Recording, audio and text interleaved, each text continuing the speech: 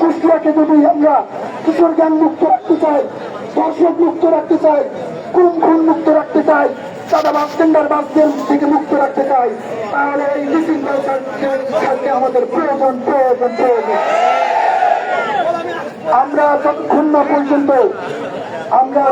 না পর্যন্ত ঊর্ধ্বতন কর্মকর্তাদের পক্ষ থেকে ডিসিপ্লিনের প্রত্যাহার আদেশকে আমরা যতক্ষণ পর্যন্ত প্রত্যাহার না করবো, প্রয়োজনে আমরা দফায় আমরা আবার এই ডিসি কোর্টে অবস্থান কর্মসূচি করব ইনশাআল্লাহ।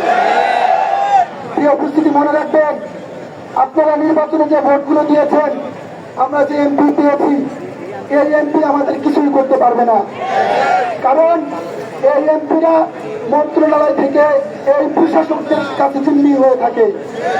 যদি আপোষ না করে, দুর্নীতি না করে, তাহলে যারা জনগণের প্রত্যক্ষ ভোটে নির্বাচিত হয়েছে তারা সেই জনগণের জন্য কিছুই করতে পারবে না। এখানে সকল স্তরের জনসাধারণ আছেন।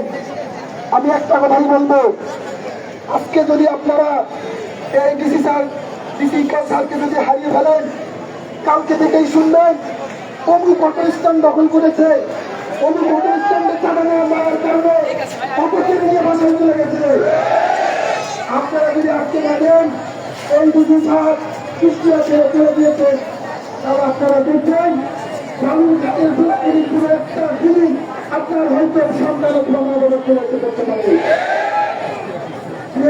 আপনারা দেখেছেন এই ডিসি চালু বসে এসে অনেক হতদরিদ্র এবং অনেক মানুষরাও এখানে তার সুবিধা পেয়েছে। এটা আমরা দেখেছি জেলা পরিষদ এবং কুষ্টিয়া প্রশাসনের সাথে এর আগের যে ডিসিগুলো এসেছিলেন রাজনৈতিক ব্যক্তিবর্গ এবং সন্ত্রাসী কর্মকাণ্ডের সাথে যারা জড়িত, তারা এই দরিদ্র এবং হতদরিদ্র মানুষগুলোকে চুরি করে দিনের পর দিন তাদের টাকা পয়সা ভোগ করে দিয়েছে। তারা তাদের লক্ষ্য অধিকার পায়নি। আপনারা বাংলাদেশে দেখছেন কতগুলো পুলিশ এবং ঘটনা ঘটেছে। আপনারা কি দেখেছেন আমাদের বিশ্বে এরকম ঘটনা? এর কারণ হচ্ছে